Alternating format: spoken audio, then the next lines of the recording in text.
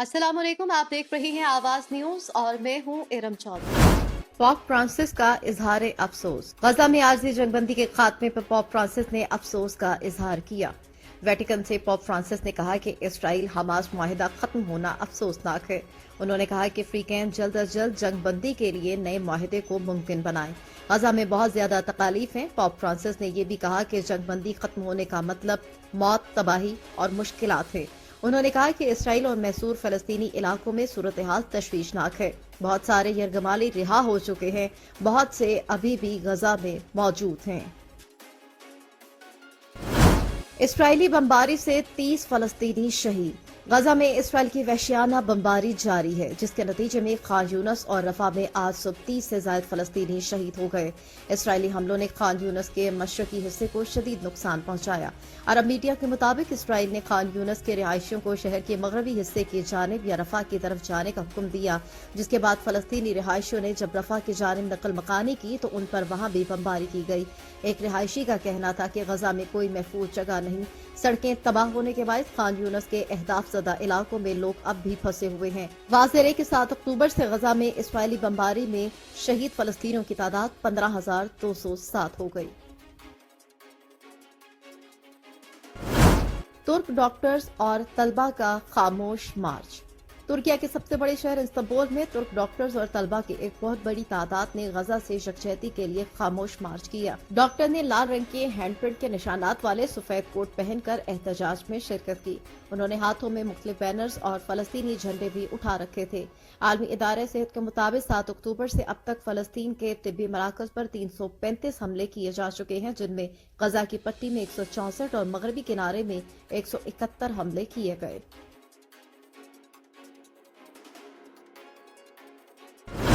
सरबराह WHO का गजा के अस्पताल का दौरा। आलमी इदारे सेहत के सरबराह डॉक्टर नेड्रोस एडियम ने कहा है कि गजा के अस्पतालों की सूरत हाल नाकाबिले तसव्वुर है। गजा के अस्पताल के दौरे के बाद इजहार ख्याल करते हुए डॉक्टर टेड्रोस एडियम ने कहा है कि जनूबी गजा में अंतर अस्पताल के हालात नाकस से भी बदतर है। उन्होंने कहा कि अस्पताल में गुंजाइश से 3 गुना जायद मरीज मौजूद हैं। मरीजों का इलाज जमीन पर किया जा रहा है। मरीज दर्द से चीख रहे हैं। डॉक्टर नेड्रोस ने मजीद कहा कि सूरत हाल पर तशवीश का इजहार करने के लिए अल्फाज तक नहीं मिल रहे। इसराइली कैदी रिहा नहीं किए जाएंगे। हमास के नायब सरबराह का कहना है कि जंगबंदी और तमाम कैदियों की रिहाई तक इसराइली यरगमाली रिहा नहीं किए जाएंगे।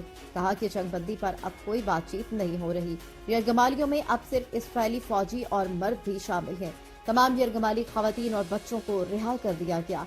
हमास के नायब सरबराह ने मजीद कहा कि इसराइल की जमीनी, फिजाई और दीगर फौजी कार्रवाइयों के लिए तैयार हैं।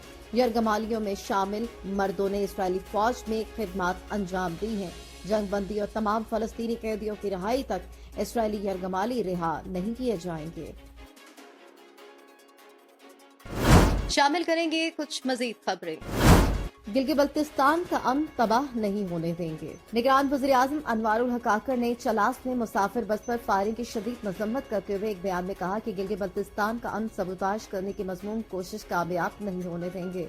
निगरान वज़ीर आज़म ने शहदा और जख्मी होने वाले अफराद के अहले खाना के लिए सब्र जमील की दुआ भी की और कहा कि मासूम नहत्ते शहरियों को निशाना बनाना दहशतगर्दों की बुज़दिली का सबूत है। अनवारुल हक काकर ने कहा कि मुल्क से दहशतगर्दी के खात्मे तक दहशतगर्दों के खिलाफ जंग जारी रहेगी। अब मुआशी बदहाली को शिकस्त देंगे। पाकिस्तान मुस्लिम लीग नून के सदर शहबाज शरीफ ने कहा कि सियासी इंतकाम हार गया, अब महंगाई और मुआशी बदहाली को शिकस्त देनी है। लाहौर में शहबाज शरीफ से पार्टी रहनुमाओं, साबिक अरकान कौमी और सूबाई असम्बली ने मुलाकातें की। इस मौके पर नून लीग सिंध के सदर बशीर मेमन भी मौजूद थे, जिन्हें पार्टी सदर ने सिंध कल्चर डे की मुबारकबाद दी।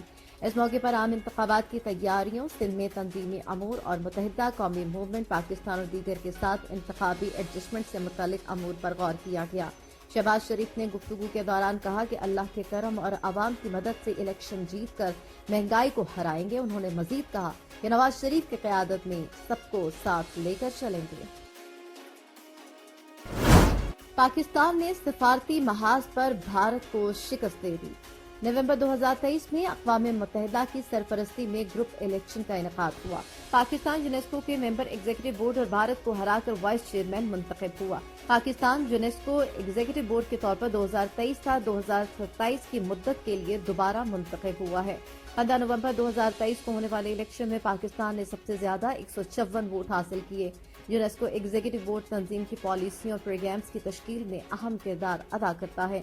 58 रुकनी एग्जीक्यूटिव बोर्ड में से पाकिस्तान ने 38, भारत ने 18 वोट हासिल किए। दहशतगर्द पाकिस्तान की मुआशी तरक्की रोकना चाहते हैं। लाहौर से जारी बयान में मरियम नवाज ने चलास में बस पर फायरिंग की मजम्मत करते हुए शोहदा को खिराज अकीदत पेश किया और मुतासरा खानदानों से अफसोस का इजहार किया। नून लीग की चीफ ऑर्गेनाइजर ने पाक फौज के 2 शहीद जवानों को भी खिराज अकीदत पेश करते हुए कहा कि दहशतगर्दी के खिलाफ हर पाकिस्तानी एक सिपाही है। उन्होंने कहा कि दहशतगर्द पाकिस्तान को मुआशी तरक्की करने से रोकना चाहते हैं। खौफ, वहशत और दहशत से पाकिस्तान को तरक्की करने से रोका नहीं जा सकता। मरियम नवाज ने हादसे के जख्मियों की जल्द सेहतयाबी के लिए दुआ भी करवाई। जर्मनी में शदीद बर्फबारी।